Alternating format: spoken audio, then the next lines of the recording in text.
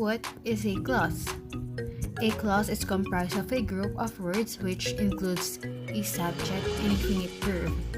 A clause contains only one subject and one verb.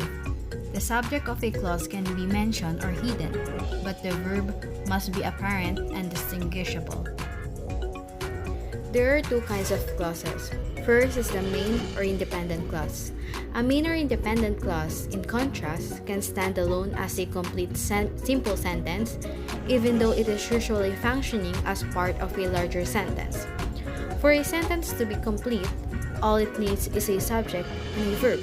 For example, she sighed.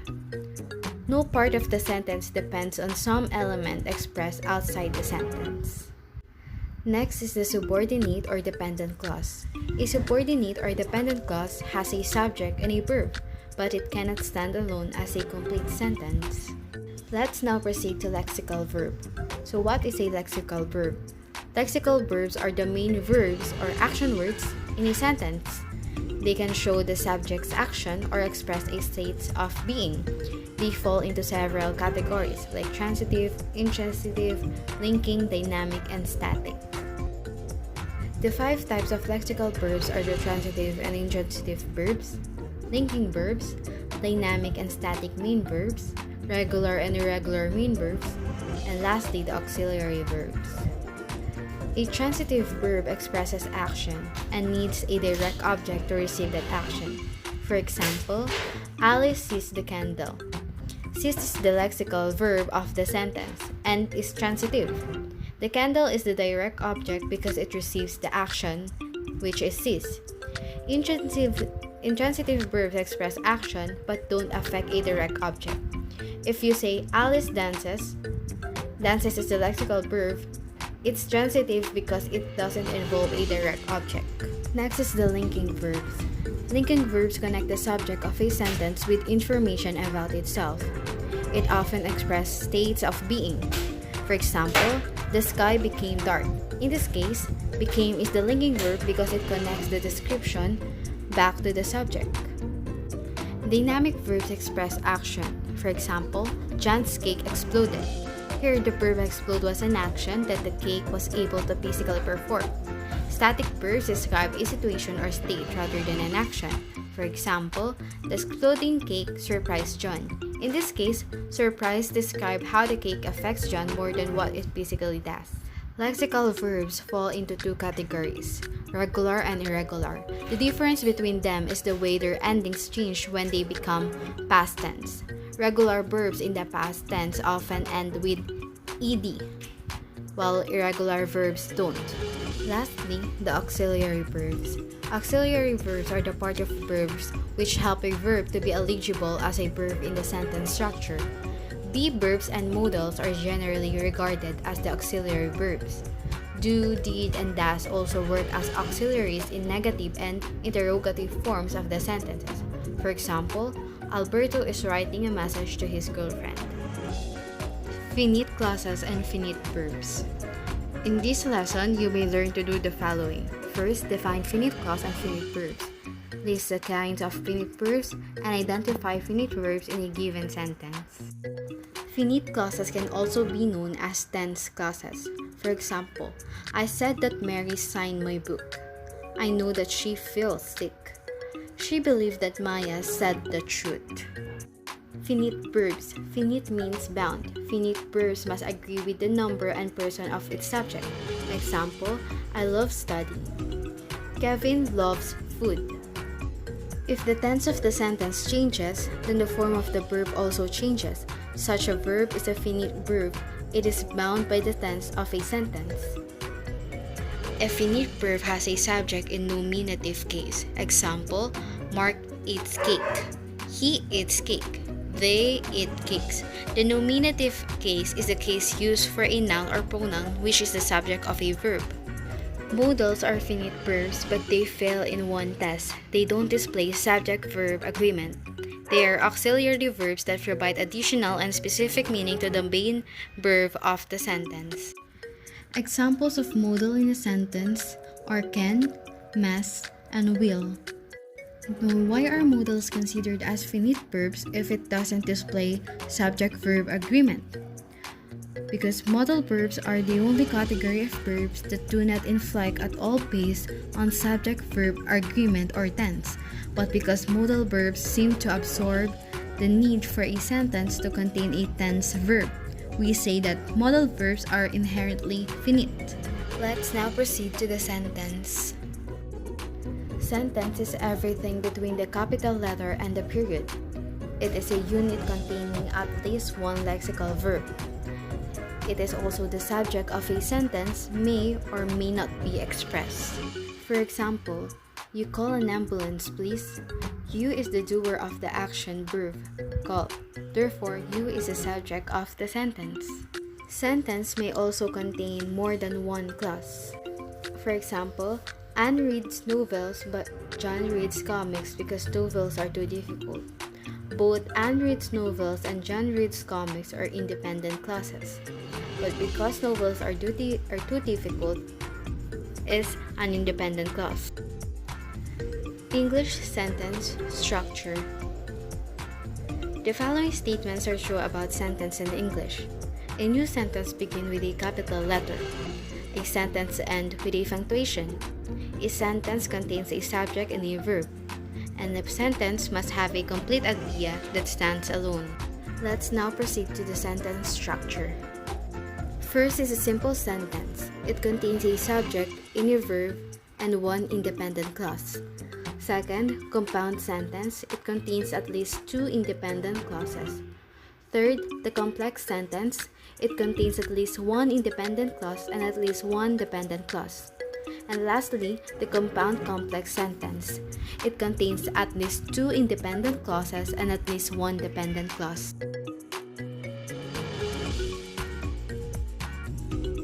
Good day, everyone!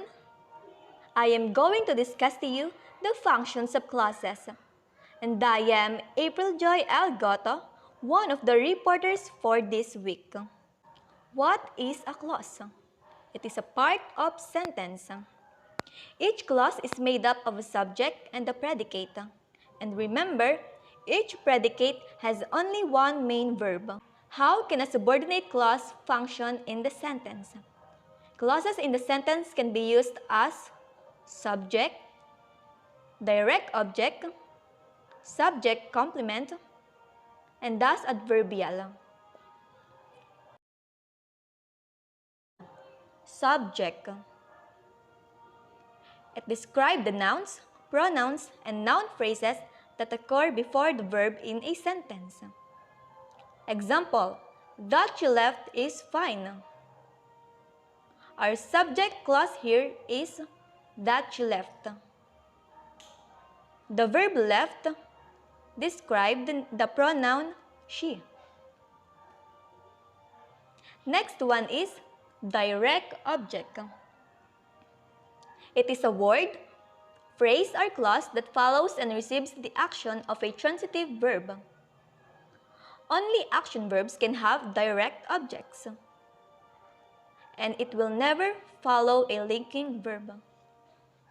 Example given is, Sarah noticed that the candies had disappeared, and that the candies has disappeared will be our direct object clause, because the candies will be our direct object while our transitive verb is has disappeared. Subject complement. It is a word, phrase, or clause that follows a linking verb and identifies or describes the subject. Example is, the problem is that she reads junk.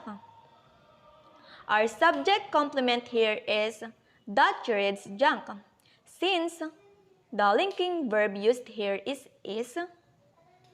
and it refers back to modify our subject of the clause, which is the problem.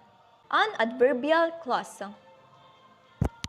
is a dependent clause that functions as an adverb. That is, the entire clause modifies a verb, an adjective, or another verb, adverb I mean. There's a subordinating conjunction, and must connect to an independent clause to make sense. Here, we can see a subordinating conjunction and must connect to an independent clause to make sense. Example given is, he read books because it was required. An adverbial clause here is because it was required. Since our subordinating conjunction used here is the word because, that's why it must connect to an independent clause to make sense. Complementizer. It connects two clauses, one of which is subordinate to the other. That, if, whether, because, unless, since are the complementizers in English. The complementizer is daughter to the S bar and sister to the S.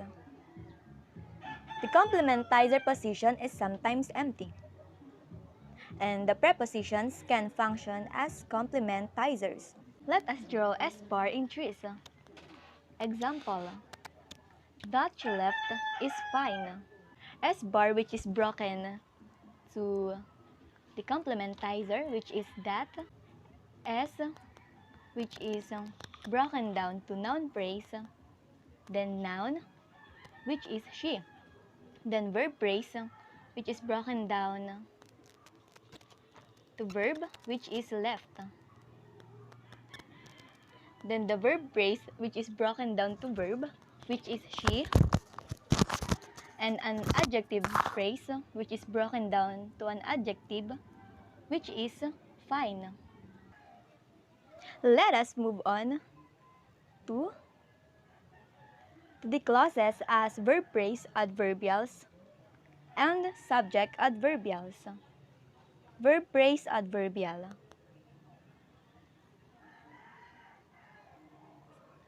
Example given is, Desiree took a shower because she felt tired. Then, our adverbial phrase or clause here is, because she felt tired. And remember, if a clause is a verb phrase adverbial, it is sister to the V bar. Next, subject adverbial.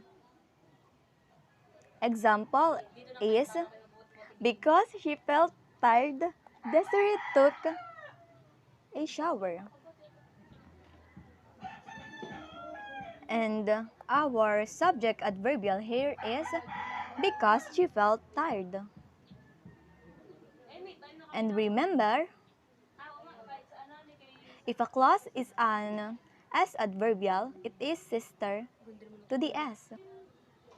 Next is coordinate clauses. Complementizers join a subordinate clause to a main clause, and coordinators join equal clauses. But which is which? A coordinator or complementizer? Example number 1. Daniel arrived, but Anna Maria had left. S, which is broken down to noun phrase, then noun, which is Daniel. Then verb phrase, which is broken down to V bar, then verb, which is arrived. An S bar, which is broken down to complementizer, which is but. Next is S, which is broken down to noun phrase, then noun, which is Anna Maria. Then verb phrase, which is broken down to VG phrase, which are had and left. Example number 2. I like him, but he doesn't feel the same. S, which is broken down to class 1, which is I like him. Then it broken down to class 2, which is he doesn't feel the same. and the coordinator broken down to but.